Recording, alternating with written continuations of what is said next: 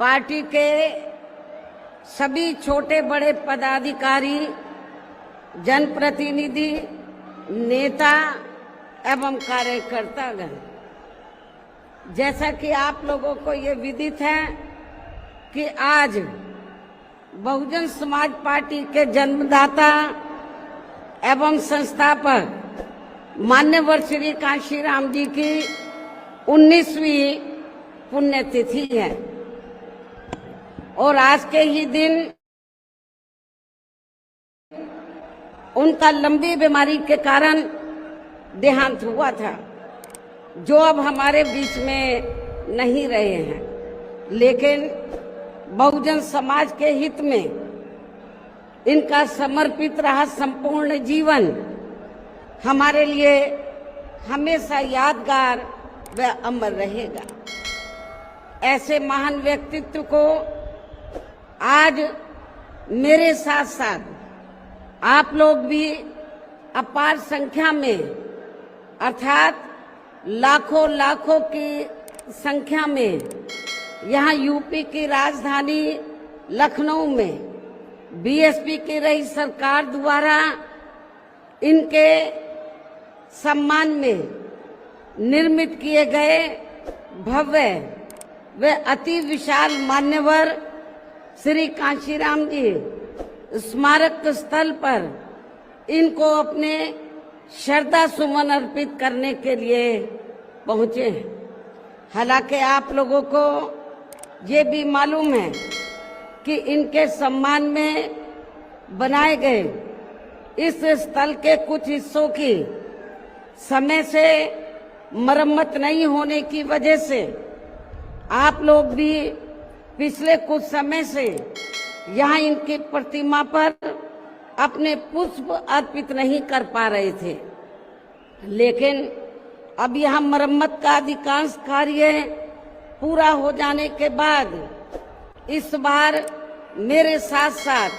आप लोग भी भीड़ के मामले में अपना पिछला खुद का सभी रिकॉर्ड तोड़ते हुए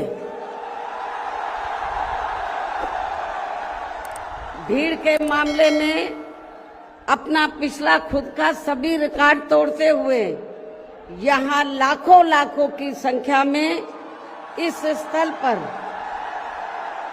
मान्यवर श्री कांशीराम जी को अपने श्रद्धा सुमन अर्पित करने के लिए पहुंचे हैं, जिसके लिए पार्टी आपकी बहुत बहुत आभारी है। साथ ही वर्तमान राज्य सरकार की भी बहुत बहुत आभारी है और इसलिए आभारी है क्योंकि इस स्थल को देखने वाले लोगों के टिकटों का इकट्ठा हुआ पैसा पूर्व की रही सपा सरकार की तरह वर्तमान भाजपा की राज्य सरकार ने इसे दबाकर नहीं रखा है, बल्कि पार्टी के आग्रह करने पर इसकी मरम्मत करने पर पूरा खर्च किया है। इस संबंध में मैं आप लोगों को ये बताना चाहती हूँ, जब यूपी में हमारी सरकार थी और ये मान्यवर श्री कांशीराम जी के आदर सम्मान में ये जो विशाल स्मारक स्थल जब बनाया गया था, तो हमने उसी समय हमारी सरकार ने ये व्यवस्था की थी कि हम देखने वालों के लिए इस पर हम टिकट की व्यवस्था करेंगे और इसका जो पैसा आएगा टिकट का, तो वो किसी और मद पर खर्च नहीं किया जाएगा, बल्कि जितने भी उत्तर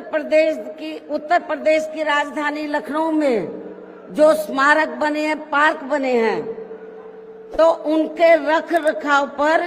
खर्च किया जाएगा। तो ये हमने व्यवस्था की थी। लेकिन दुख की बात यह है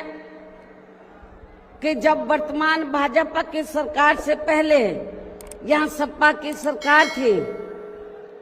तो सपा की सरकार ने उस टिकट के पैसे को दबा कर रखा,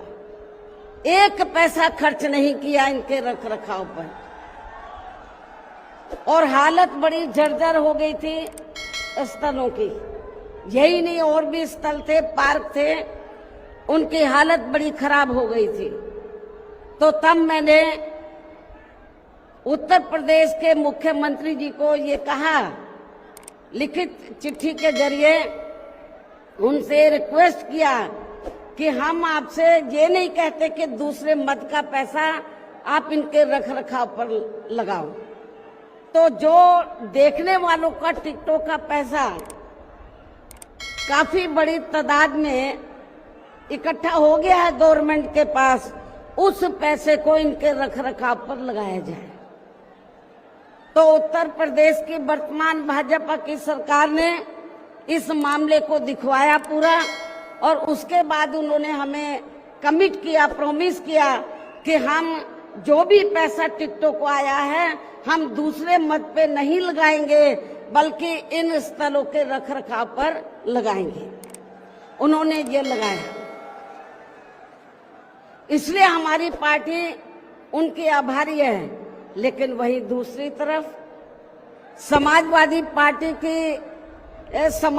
पार्टी कि जब यूपी में सरकार थी और ये स्थल बन चुके थे, तो उन्होंने इनके रख रखाव पर कोई पैसा खर्च नहीं किया, टिकटों का पैसा दबा कर रख लिया। लेकिन जब अब वो सत्ता से बाहर है समाजवादी पार्टी, तो अभी 2-3 दिन पहले वो मीडिया में खबर छपवा रहे थे कि हम मान्यवर श्री कांशीराम जी के सम्मान में संगोष्ठी करेंगे। लेकिन जब वो सरकार में रहते हैं तो ना उन्हें पीडीए याद आता है और ना मान्यवर श्री कांशीराम जी की जयंती और ना ही पुण्यतिथि उनको याद आती है सरकार में रहकर। लेकिन जब वो सत्ता से बाहर हो जाते हैं तो समाजवादी पार्टी को फिर याद आता है कि हमें संगोष्ठी करनी चाहिए। मैं सपा मुखिया अखिलेश यादव से मैं ये पूछना चाहती हूँ, यदि मान्यवर श्री कांशीराम जी के प्रति आपका इतना ही आदर सम्मान था, तो जब यूपी में मेरी सरकार थी तो मेरी सरकार ने अलीगढ़ मंडल में कासगंज के नाम से अलग से जिला बनाया, उस जिले का नाम मान्यवर श्री कांशीराम जी नगर के नाम से रखा था। लेकिन जैसे ही समाजवादी पार्टी पावर में आई, उन्होंने नाम बदल दिया। मान्यवर श्री कांशीराम जी के नाम पर हमने कॉलेज, यूनिवर्सिटी, अनेकों संस्थानों के नाम रखे, अनेकों संस्थानों के नाम रखे, जनहित की योजनाएं शुरू की। सारी के सारी अधिकांश जो बड़ी बड़ी योजनाएं थी वो सभी की सभी इन्होंने बंद कर दी समाजवादी पार्टी की सरकार ने। ये इनका दोगला या दोहरा चरित्र नहीं है तो क्या है? जब ये सत्ता में रहते हैं ना इनको पीडीए याद आता है और ना पीडीए के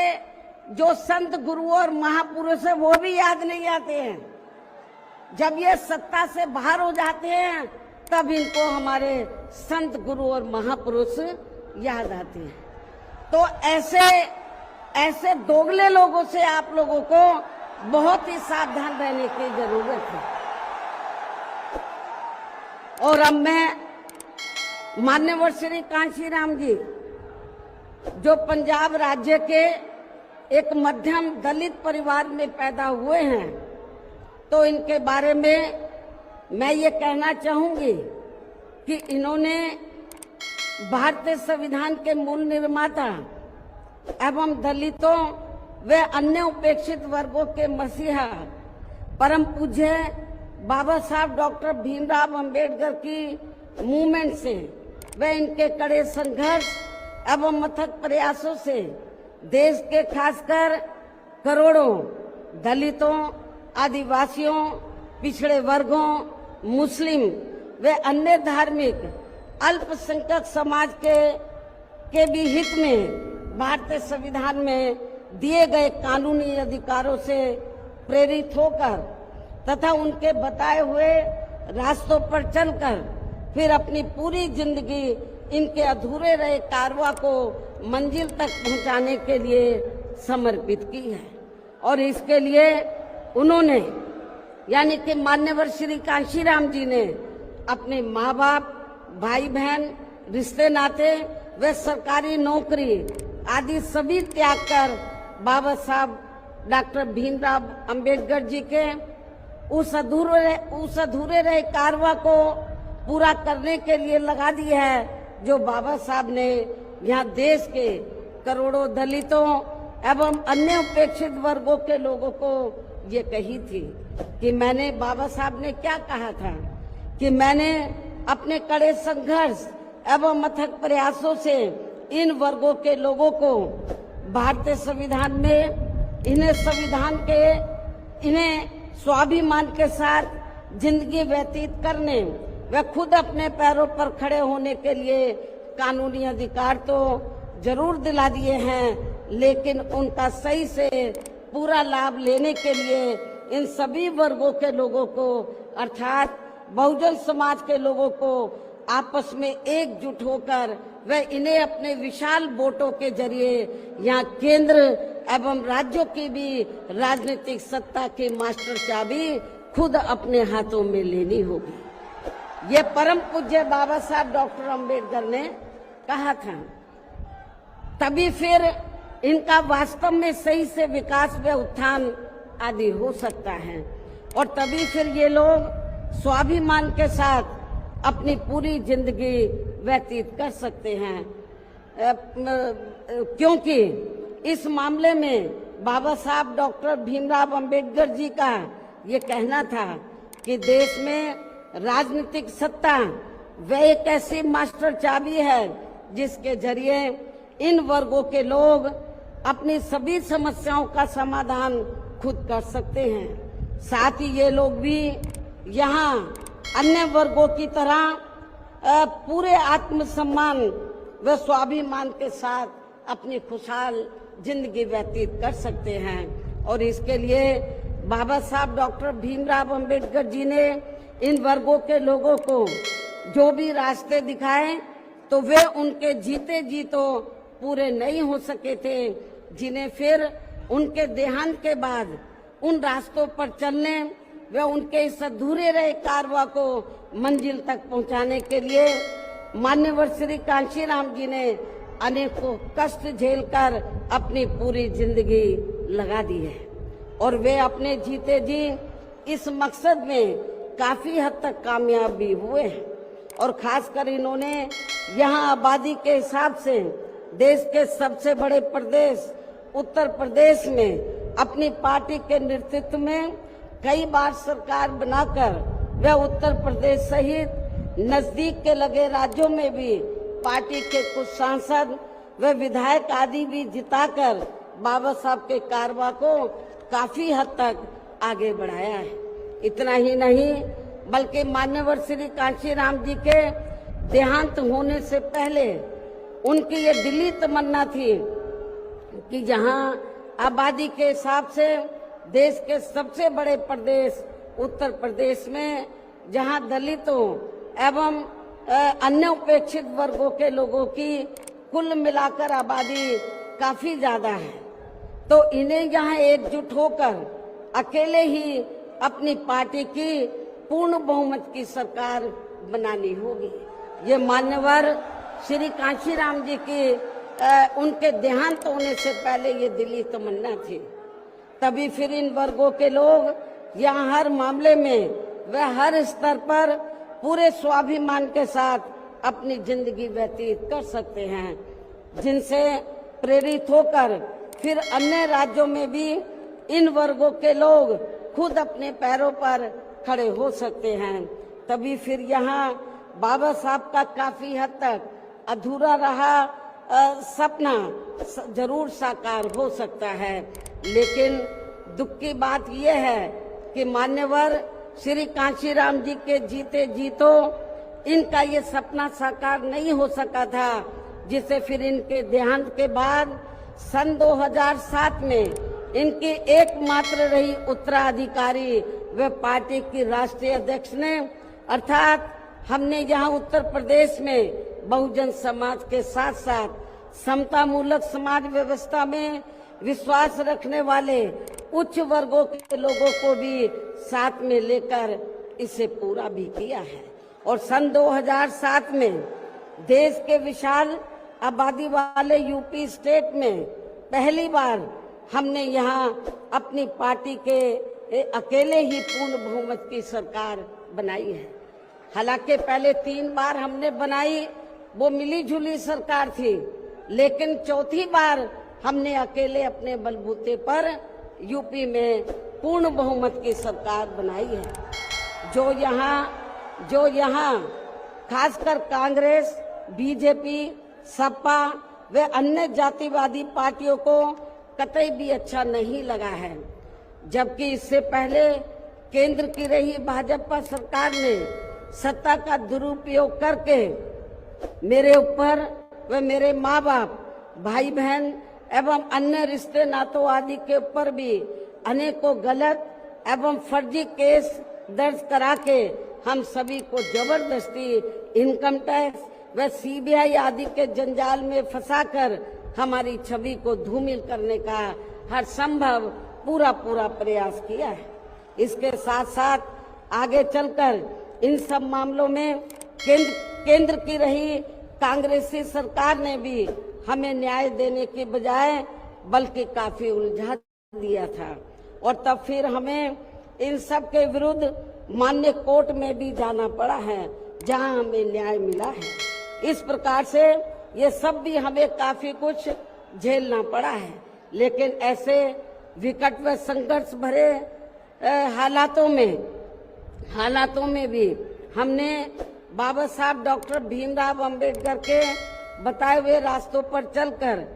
यहाँ उत्तर प्रदेश में सन 2007 में हुए विधानसभा चुनाव में अकेले ही ये चुनाव लड़कर फिर अपनी पार्टी की पूर्ण बहुमत की सरकार बनाई है। और हमने यहाँ बाबा साहब डॉक्टर भीमराव अंबेडकर एवं मान्यवर श्री कांशीराम जी आदि के सपनों को काफी हद तक साकार किया है, और इसके लिए हमने अपनी सरकार में यहाँ जातिवादी, संकीर्ण व पूंजीवादी व्यवस्था के शिकार रहे लोगों को, अर्थात सर्व समाज में से खासकर गरीबों, दलितों, आदिवासियों, पिछड़े वर्गों के साथ साथ मुस्लिम एवं अन्य धार्मिक अल्पसंख्यक समाज के लोगों के भी हित व कल्याण में अनेकों ऐतिहासिक कार्य किए हैं, जिनके नाम बदलकर उन्हें अब अन्य राज्यों में विभिन्न पार्टियों की सरकारें भुना रही हैं, जबकि इसका वास्तव में असली श्रेय बीएसपी को ही जाता है। साथ ही हमारी पार्टी की रही सरकार ने दलितों एवं अन्य उपेक्षित वर्गों के लोगों के हितों का सभी मामलों में पूरा ध्यान रखा है। खासकर आरक्षण का तो इन्हें पूरा लाभ दिया है। इतना ही नहीं, बल्कि हमने यह अपनी सरकार में सर्व समाज में से गरीबों, मजदूरों, बेरोजगारों, किसानों, वकीलों, कर्मचारियों, व्यापारियों एवं अन्य मेहनतकश लोगों के साथ साथ यहाँ छात्रों, युवाओं, महिलाओं व बुजुर्गों आदि के भी हितों में काफी महत्वपूर्ण कार्य किए हैं, जिनसे इन्हें काफी ज्यादा लाभ पहुंचा है। इनके साथ साथ हमारी पार्टी की रही सरकार ने प्रदेश में अपराध नियंत्रण एवं कानून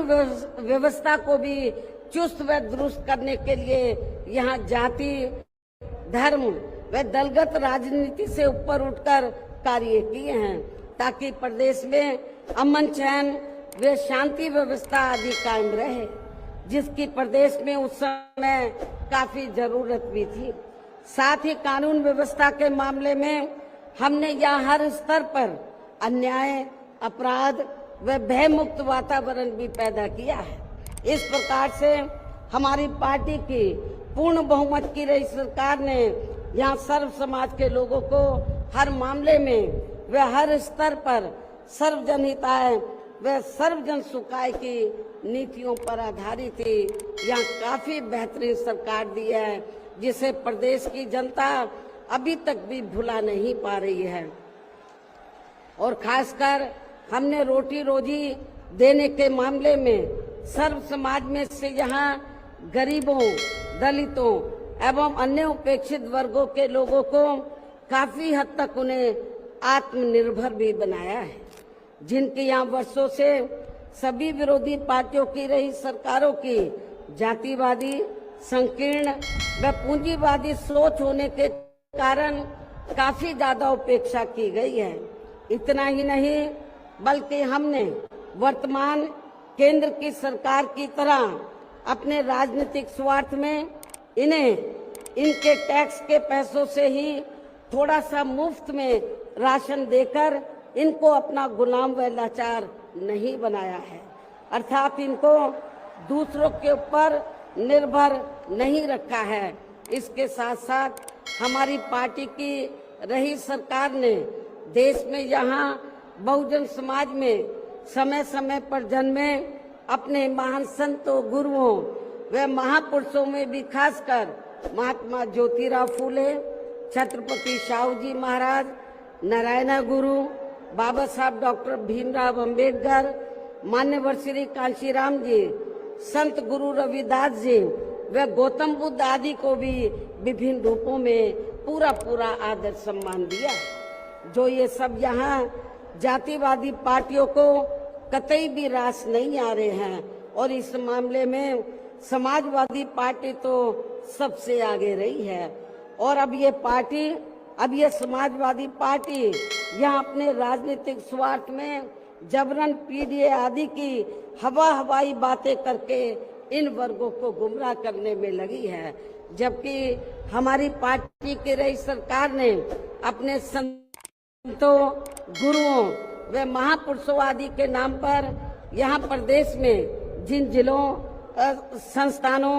एवं योजनाओं आदि के नाम रखे थे, तो उनमें से काफी को तो सपा की रही सरकार ने बदल दिया है, जैसा कि शुरू में मैंने आप लोगों को बताया है। साथ ही हमने इन वर्गों के विकास व उत्थान में जो अनेकों महत्वपूर्ण योजनाएं शुरू की थी, तो उन्हें भी अधिकांश बंद कर दिया गया है। आरक्षण दिए जाने के मामले में भी सपा की रही सरकार ने यहाँ दलितों, आदिवासियों एवं अन्य पिछड़े वर्गों के लोगों के साथ हमेशा पक्षपात वाला रवैया ही अपनाया है। इनके पदोन्नति में आरक्षण को तो इस पार्टी की रही सरकार ने एक प्रकार से यहाँ खत्म ही कर दिया था। इसके अलावा इनकी रही सरकार में यहाँ गुंडों, बदमाशों, माफियाओं एवं अन्य अराजक तत्वों को ही ज्यादातर बढ़ावा दिया गया है, जिसकी वजह से यहाँ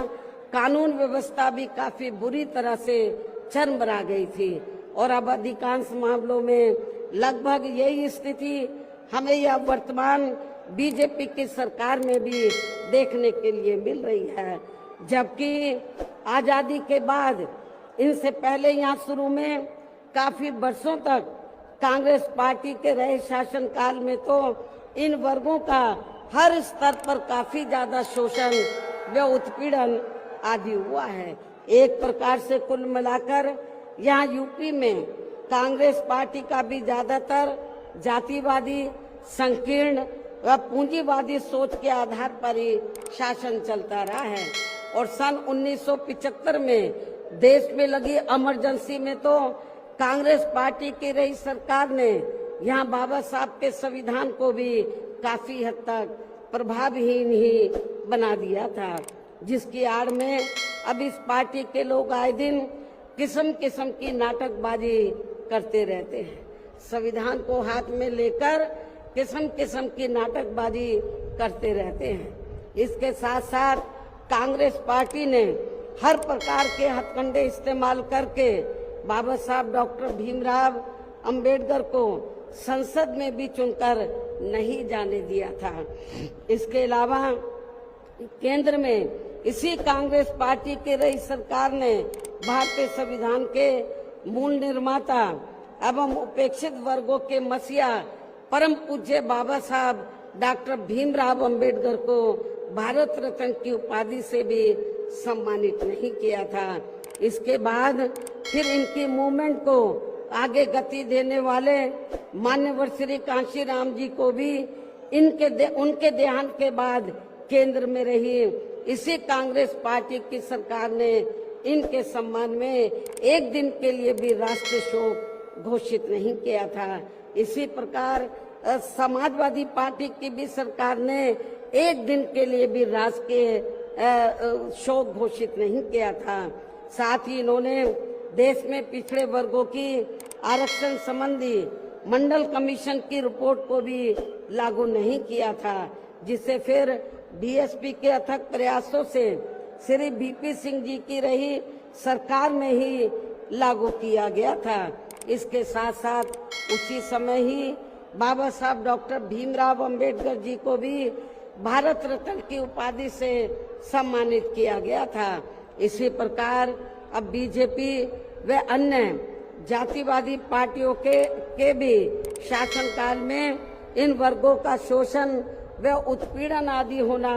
अभी तक भी बंद नहीं हुआ है। इसके अलावा इनकी सरकारों में भी जनता को लुभाने के लिए आए दिन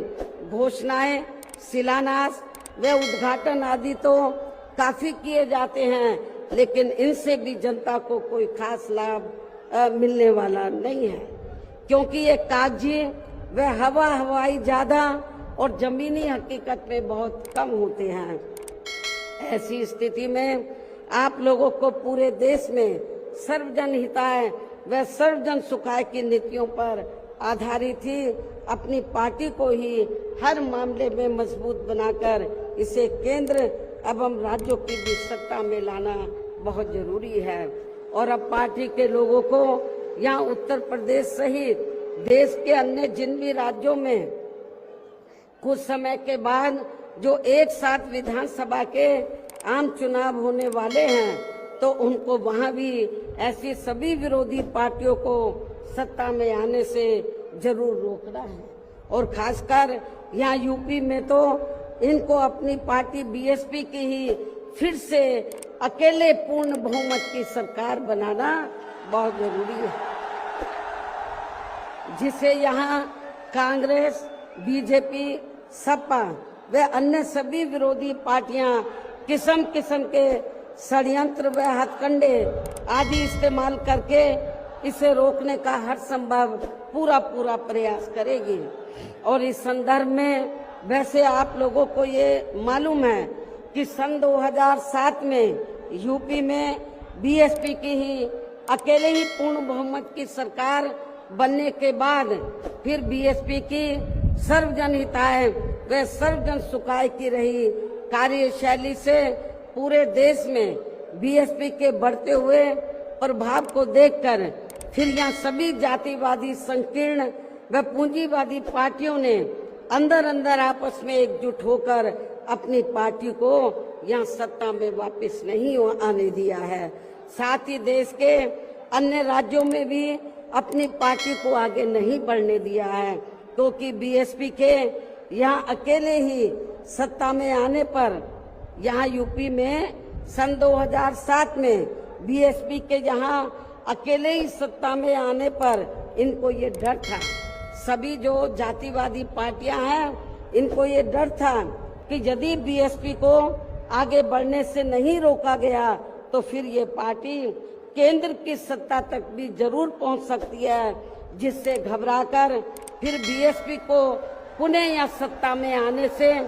व पूरे देश में भी आगे बढ़ने से रोकने के लिए फिर हुआ ये कि इसके बाद फिर खासकर यूपी में जो भी विधानसभा व अन्य राज्यों में भी विधानसभा व देश में लोकसभा के आम चुनाव हुए हैं, तो उन सभी चुनावों में यहाँ कांग्रेस, बीजेपी, सपा व अन्य सभी विरोधी पार्टियों ने अपनी खासकर जातिवादी मानसिकता के तहत चलकर वे अंदर आपस में एकजुट होकर तथा किस्म किस्म के हथकंडे इस्तेमाल करके फिर बीएसपी को इन्होंने कामयाब नहीं होने दिया। सारी जातिवादी पार्टियां अंदर अंदर एक हो गई थी। एक होकर इन्होंने जहां जहां बीएसपी जीत रही थी तो वहां इनको हराया। जो विरोधियों के कैंडिडेट जीत रहे थे उनको इन्होंने अपना वोट ट्रांसफर कराया। इसके साथ ही फिर बाकी रही से कमी ईवीएम में की गई धांधली के जरिए पूरी कर दी गई, जबकि वर्तमान हालातों में ईवीएम के काफी विरोध के चलते ये ईवीएम वाला सिस्टम कभी भी खत्म किया जा सकता है। अब ईवीएम का विरोध बहुत हो रहा है और फिर पुनः यहाँ बैलेट पेपर वाला सिस्टम लागू हो सकता है। इसकी भी काफी संभावना है। ऐसे में अब हर स्तर पर हमें हर स्तर पर हमेशा अपनी पार्टी को मजबूत बनाते रहना बहुत जरूरी है। इसके साथ ही सावधानी के तौर पर यहाँ मैं ये भी कहना चाहूंगी कि अब तो पूरे देश में विरोधी पार्टियों ने बीएसपी को कमजोर करने के लिए एक और षड्यंत्र ये रचा है कि अब विरोधी पार्टियों ने बीएसपी के विशेषकर दलित बेस वोट को बांटने के लिए इसी समाज में से स्वार्थी एवं बिकाऊ किस्म के लोगों को इस्तेमाल करके वे उनके जरिए अनेकों पार्टियां व संगठन आदि भी काफी बनवा दिए हैं,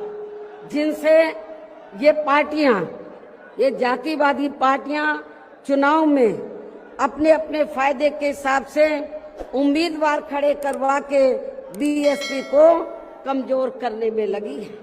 और अब तो ये पार्टियां अंदर अंदर खुद अपने वोट ट्रांसफर करा के इनके एक आधी उम्मीदवार भी जिताकर भेज रही है, ताकि इससे दलितों का वोट बांटने में इनको कुछ मदद मिलती रहे। ऐसी स्थिति में अब आप लोगों को पुणे या यूपी में अपनी पार्टी को सत्ता में लाने वे अभी हाल ही में बिहार प्रदेश में होने वाले विधानसभा आम चुनाव में तथा आगे चलकर अन्य और राज्यों में भी विधानसभा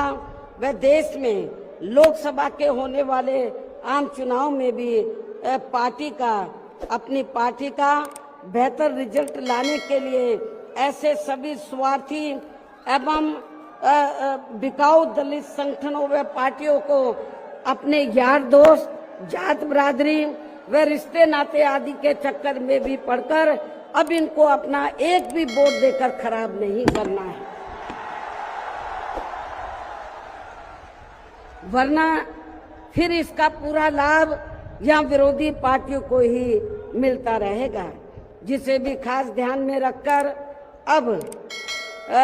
हर छोटे बड़े चुनाव में आप लोगों को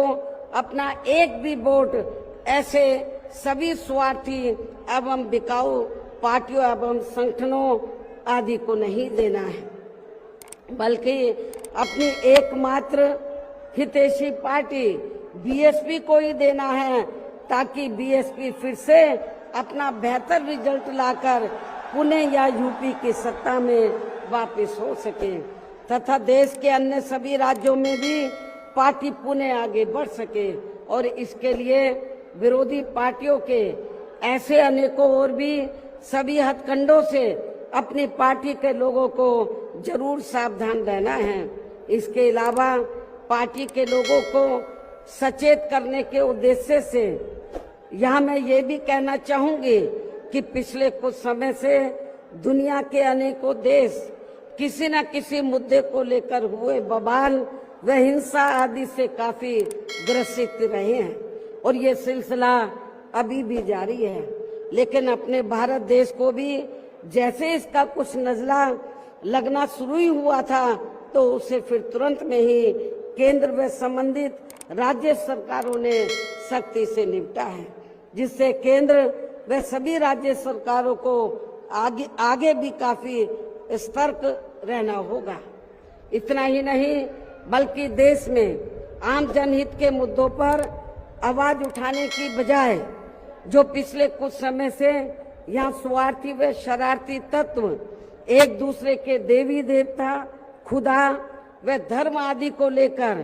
तथा इन पर आए दिन नए नए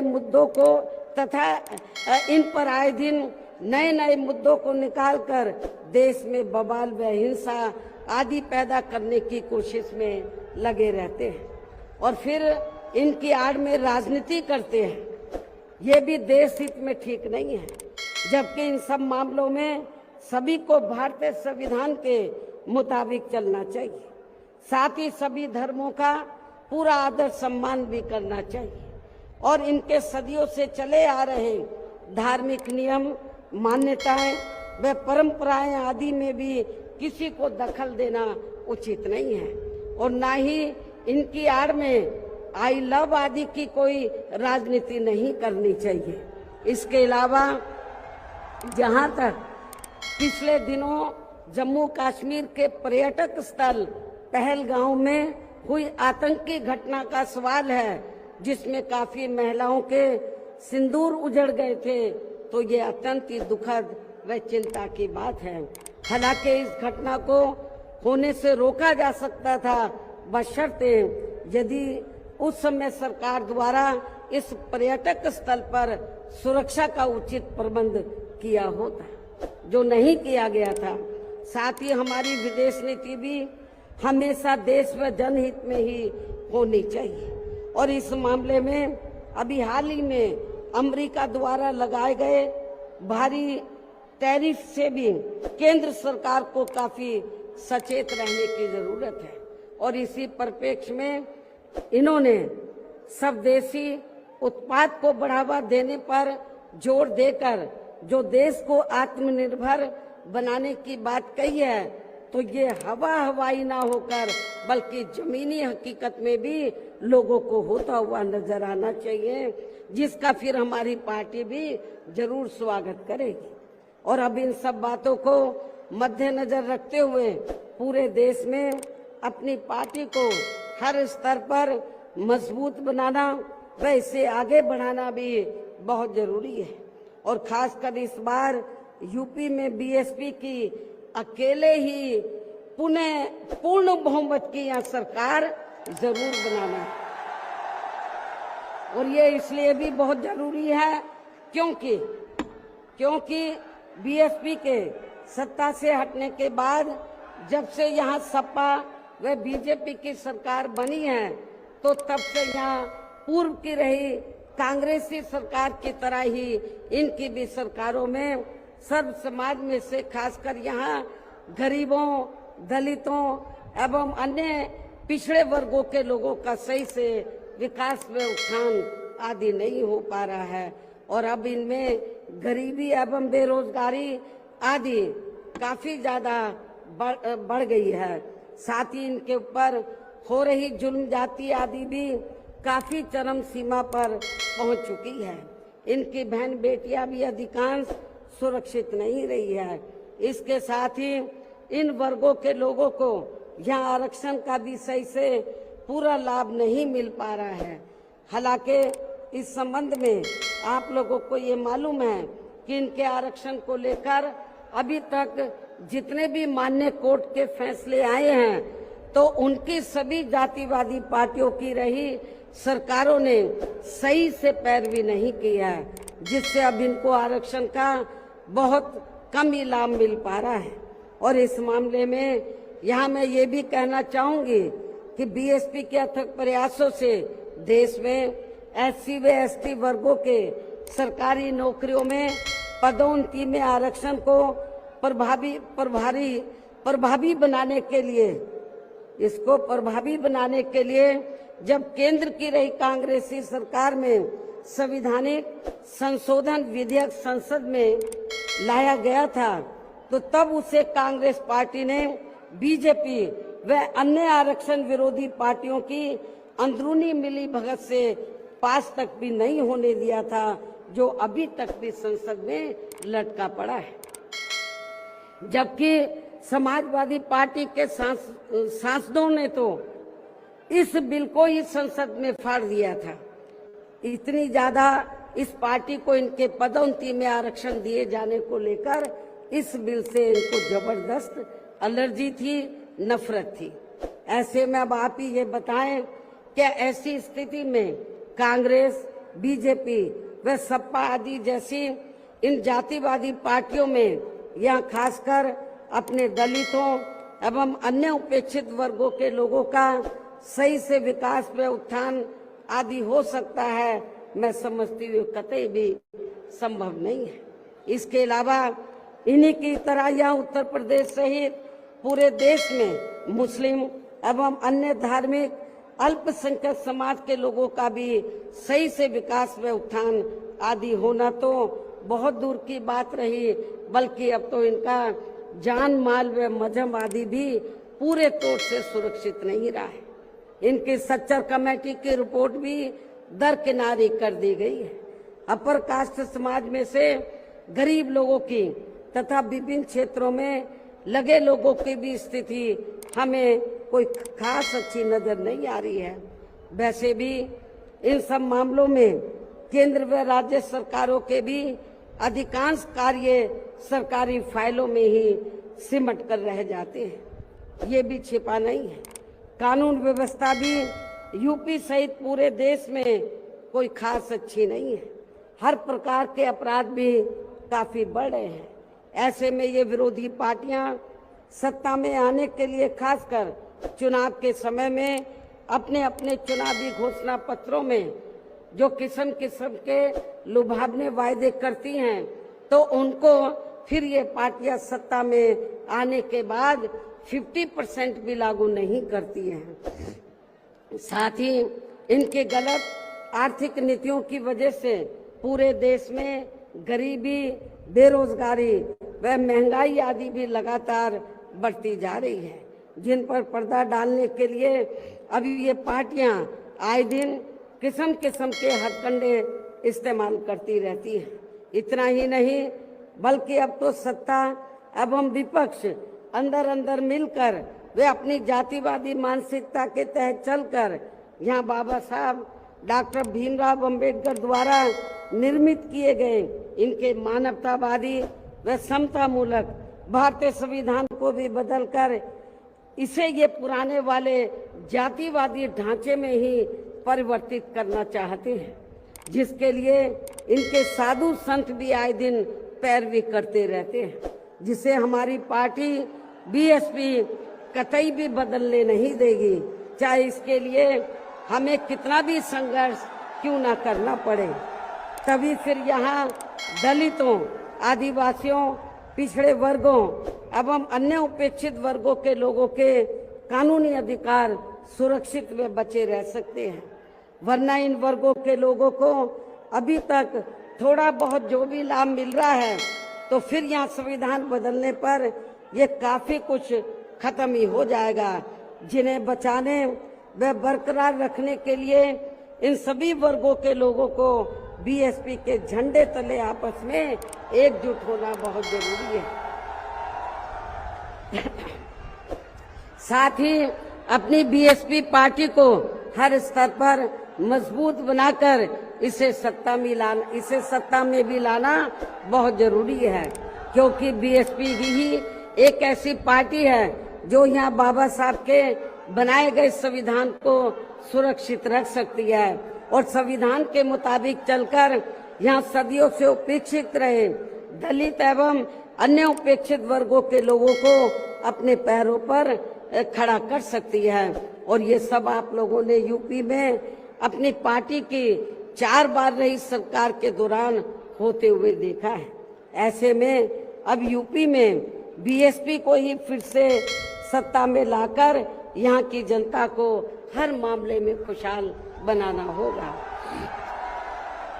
जिसके लिए पार्टी के लोगों को सन 2007 में हुए विधानसभा चुनाव की तरह ही इस बार भी यहाँ पूरे प्रदेश में प्रत्येक पोलिंग बूथ स्तर पर अब इसके लिए करना क्या आप लोगों को, जिसके लिए पार्टी के लोगों को सन 2007 में हुए विधानसभा चुनाव की तरह ही इस बार भी यहाँ पूरे प्रदेश में प्रत्येक पोलिंग बूथ स्तर पर सर्व समाज को व विशेषकर बहुजन समाज के लोगों को उनकी छोटी छोटी बैठकों के जरिए उन्हें बीएसपी की सर्वजन हिताय व सर्वजन सुखाय की नीतियों एवं सिद्धांतों आदि से जोड़ना है और इस दौरान इन्हें बीएसपी के बेहतरीन रहे शासनकाल की उपलब्धियों के बारे में बताना है। साथ ही उन्हें विरोधी पार्टियों के किस्म किस्म के हथकंडों से सावधान रहने के बारे में भी जरूर बताना है। और आज जो भी बातें मैं आप लोगों के सामने रख रही हूं तो उन्हें भी इन छोटी छोटी बैठकों में जरूर बताना है। और यदि पार्टी के लोग मेरी इन सब बातों पर सही से अमल कर लेते हैं तो फिर इस बार अपनी पार्टी के हाथों में यहाँ सत्ता जरूर आ जाएगी। इसके अलावा जहां तक अपनी पार्टी के लिए अकेले चुनाव लड़ने का सवाल है, आप लोग ध्यान से सुने मेरी बात। इसके अलावा जहां तक अपनी पार्टी के लिए अकेले चुनाव लड़ने का सवाल है तो इसके बारे में भी यहाँ मैं अपनी पार्टी के अब तक के रहे अनुभवों को ध्यान में रखकर ये बताना जरूरी समझती हूँ कि देश के अन्य प्रदेशों की तरह खासकर यहाँ यूपी में जब भी हमारी पार्टी ने विधानसभा का आम चुनाव गठबंधन करके लड़ा है तो तब फिर हमारी पार्टी को कोई विशेष लाभ नहीं हुआ है, क्योंकि हमारी पार्टी का जो वोट है, हमारी पार्टी का वोट तो गठबंधन वाली पार्टी को एक तरफा ट्रांसफर हो जाता है, लेकिन उनका जातिवादी मानसिकता की वजह से विशेषकर अपर कास्ट समाज का वोट बीएसपी के उम्मीदवारों को ट्रांसफर नहीं हो पाता है। और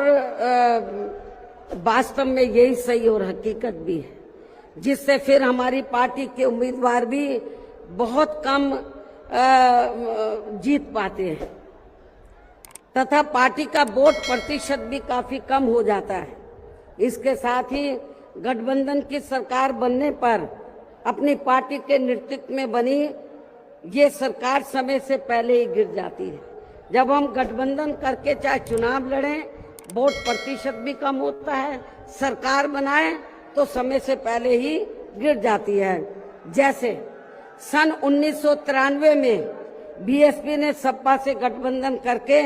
यहाँ यूपी में विधानसभा का आम चुनाव लड़ा था तो पार्टी केवल 67 सीटें ही जीत पाई थी।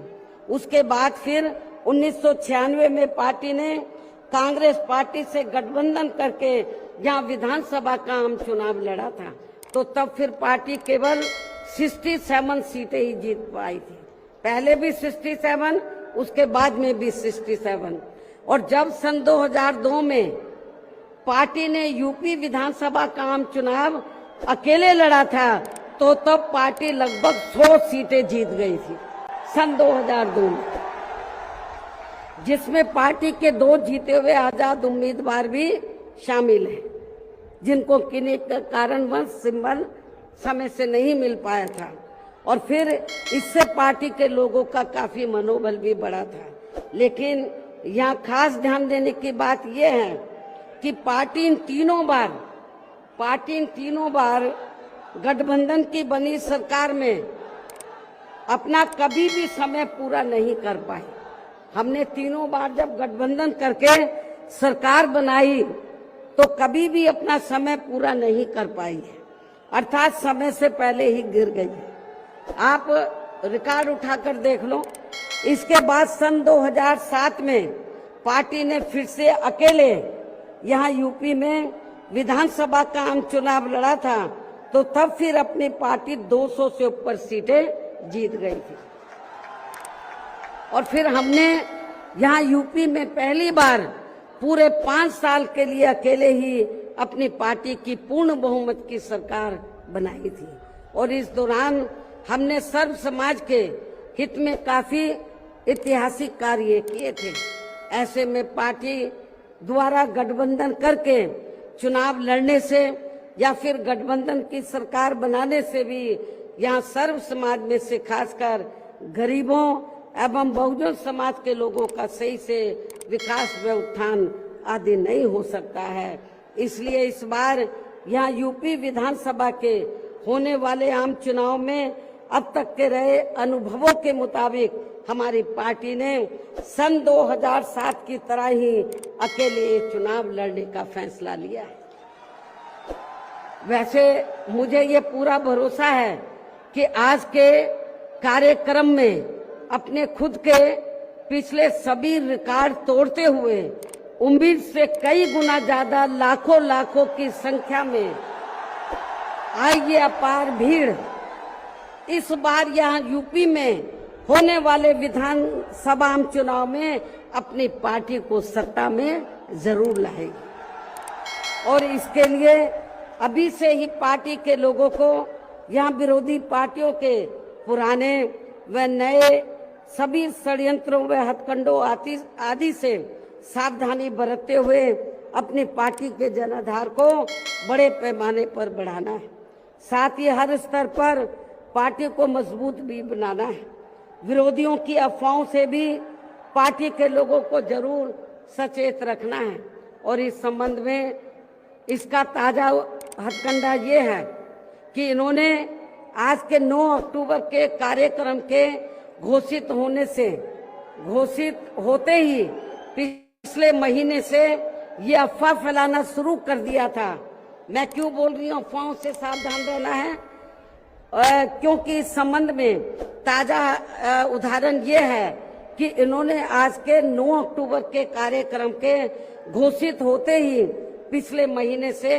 ये अफवाह फैलाना शुरू कर दिया था कि दूसरी पार्टियों के फलाना वरिष्ठ नेता बीएसपी में आ रहे हैं और वे बीएसपी प्रमुख से दिल्ली व लखनऊ में भी मिले हैं, लेकिन मुझे तो इसके बारे में अभी तक भी कोई जानकारी नहीं है। मिलना तो बहुत दूर की बात है और मैं कभी छिप के नहीं मिलती हूँ, जब मिलती हूँ तो खुले में मिलती हूँ मन। इतना ही नहीं बल्कि अन्य और भी मामलों में किस्म किस्म की गलत, झूठी व तथ्यहीन खबरें एवं अफवाहें आदि फैलाने के लिए भी यहाँ विरोधी लोग सोशल मीडिया,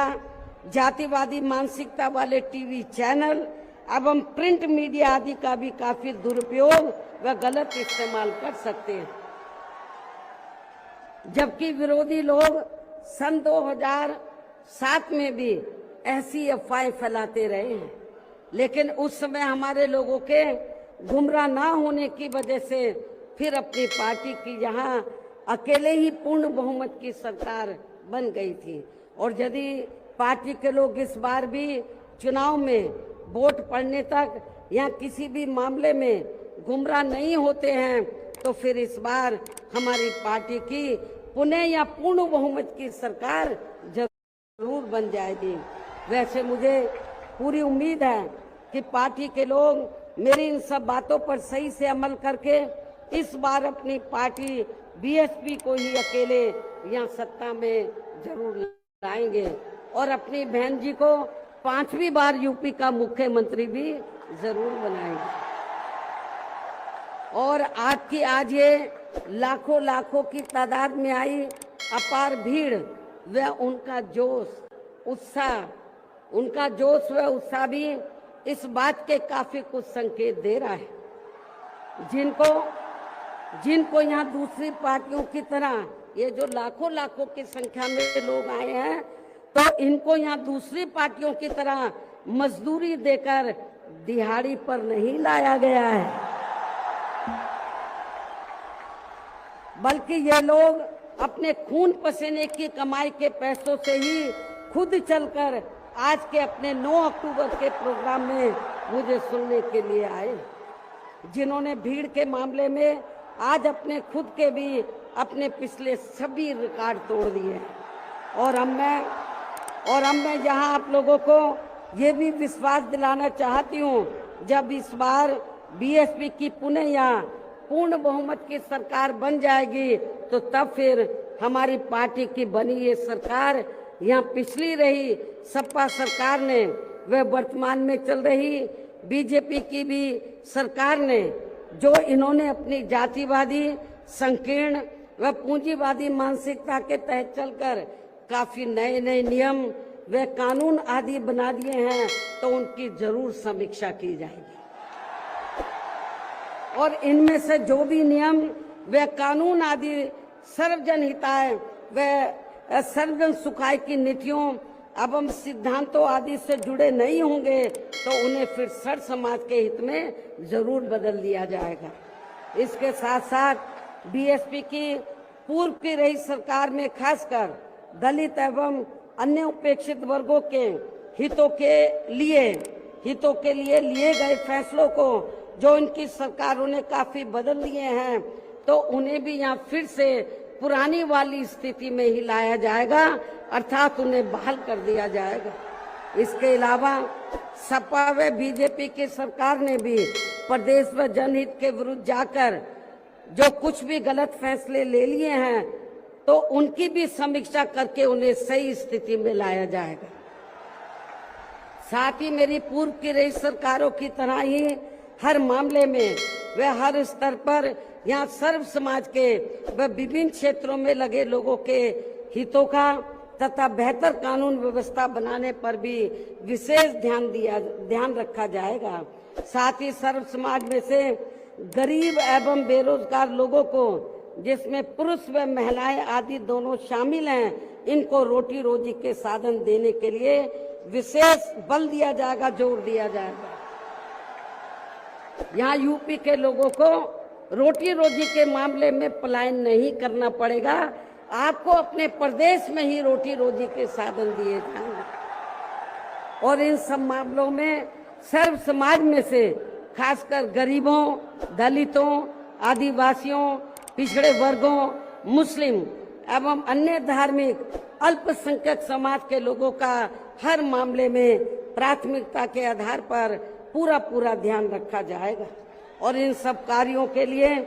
इस बार पुनः यहाँ अपनी पार्टी की पूर्ण बहुमत की सरकार बनाना बहुत जरूरी है, जिसकी पूरी उम्मीद भी है। इन्हीं जरूरी बातों के साथ ही अब मैं ये भी कहना चाहूंगी कि अपनी पार्टी को हर स्तर पर मजबूती देकर उसे बरकरार बनाए रखने के लिए जिस प्रकार से पार्टी के लोगों ने माननीय श्री कांशीराम जी के देहांत होने के बाद भी पार्टी की हर परिस्थिति में हमेशा मेरा साथ दिया है और अभी भी दे रहे हैं, तो ये मेरे व पार्टी के लिए बहुत ही गर्व की बात है।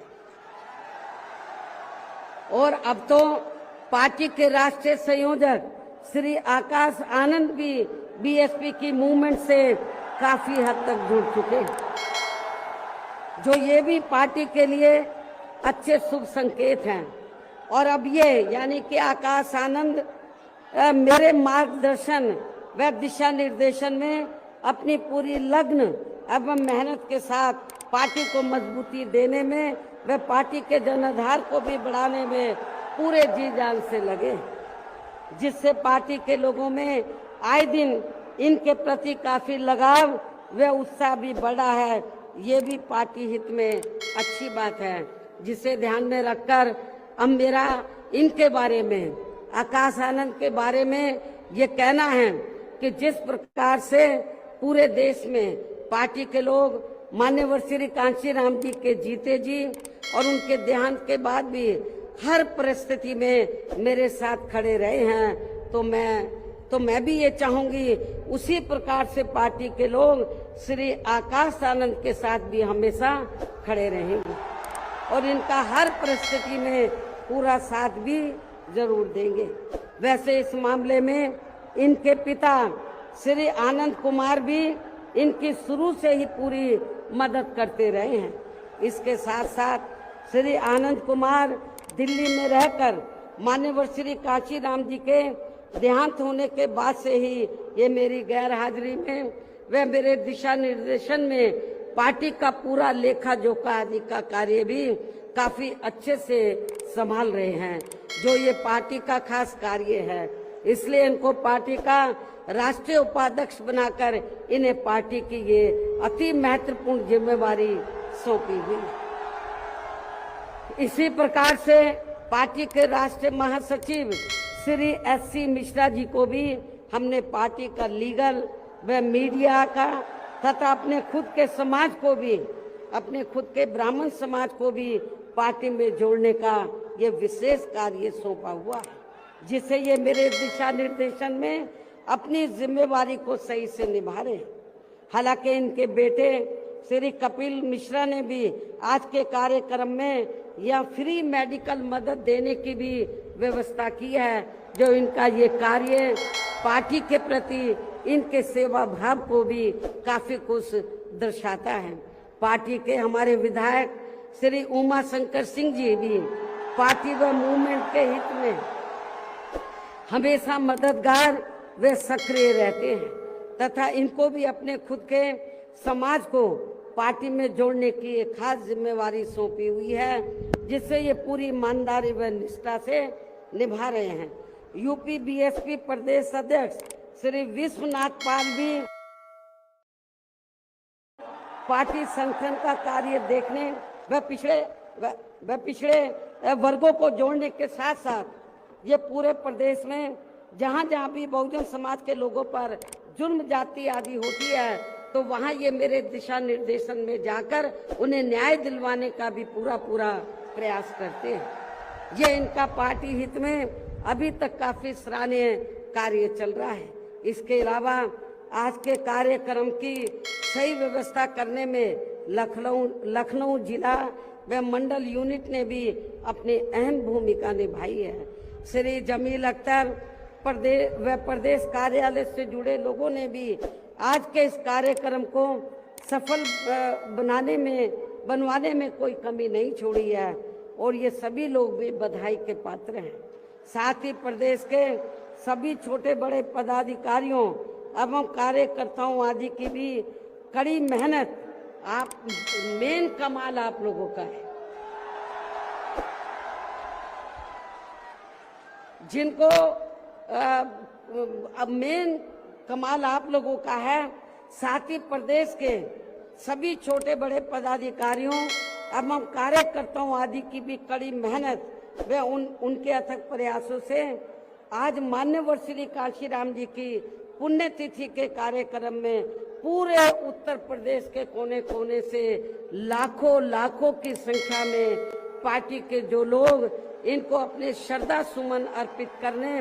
तथा मुझे भी सुनने के लिए यहाँ आए हैं। साथ ही आपके पड़ोसी राज्य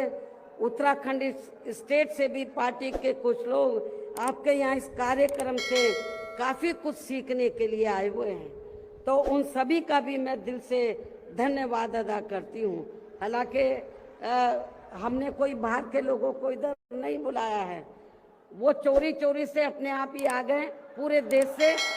और छिपकर कहीं बैठे हुए हैं कि बहन जी कहीं नाराज ना हो जाए। लेकिन मैं नाराज नहीं हो रही, आप लोगों ने आप आ भी गए हैं, आपका भी मैं थैंक्स अदा करती हूँ। लेकिन अब आप लोगों को अपने राज्यों में जाकर यहाँ जो कुछ मैंने बोला है उन सब बातों पर अमल करते हुए तो आप लोगों को पार्टी के जनाधार को आगे बढ़ाना है। तो जिन्होंने बहुत, क्योंकि जो भी लोग हैं तो बहुत कुछ यहाँ सीखने के लिए आए हैं। वो किस लिए आए हैं? वर्कर है थोड़े से बेचारे, थोड़े कि जब बहन जी हमारे स्टेट में आएगी तो हम लोग भी यूपी से पीछे नहीं रहेंगे, हम लोग भी बड़ा प्रोग्राम करके दिखाएंगे। तो जिन्होंने पूर्व की तरह ही यानी कि पूरे यूपी से जो बड़ी तादाद में लोग आए हैं, तो इनको मैंने जैसे आपको बताया दूसरी पार्टियों की तरह हम लोग दिहाड़ी पे नहीं लाए हैं, मजदूरी पे। ये लोग अपने खुद के पैसों से चलकर यहाँ लाखों की संख्या में पहुंचकर वे भीड़ लाने के मामले में भी अपने खुद के ही पिछले सभी रिकॉर्ड तोड़ते हुए इस बार मान्यवर श्री कांशीराम जी के पुण्यतिथि के कार्यक्रम को ऐतिहासिक व जबरदस्त कामयाब बनाया है। साथ ही देश के अन्य सभी राज्यों में भी आज मान्यवर श्री कांशीराम जी की पुण्यतिथि के विभिन्न स्तर पर किए गए कार्यक्रम भी काफी कामयाब रहे हैं। उनकी भी पार्टी बहुत आभारी है। अंत में अब मैं पार्टी के लोगों को ये भी भरोसा दिलाना चाहती हूँ, इस बार यूपी में बीएसपी की 5वीं बार सरकार बनाने के लिए आप सभी लोगों के साथ साथ मैं भी हर स्तर पर अपनी पूरी ताकत लगा दूंगी, कोई कभी छोड़ूंगी नहीं। और इसके लिए इस बार मैं कोई कमी छोड़ूंगी नहीं, ये मेरा आज पार्टी के लोगों को वायदा भी है। और अब मैं पुनः अपनी तरफ से व उत्तर प्रदेश सहित पूरे देश में पार्टी के सभी लोगों की तरफ से भी माननीय श्री कांशीराम जी को आज उनकी 19वीं पुण्यतिथि के मौके पर पूरे तहे दिल से अपने श्रद्धा सुमन अर्पित करते हुए अपनी बात यहीं समाप्त करती हूँ। धन्यवाद। जय भीम व जय भारत।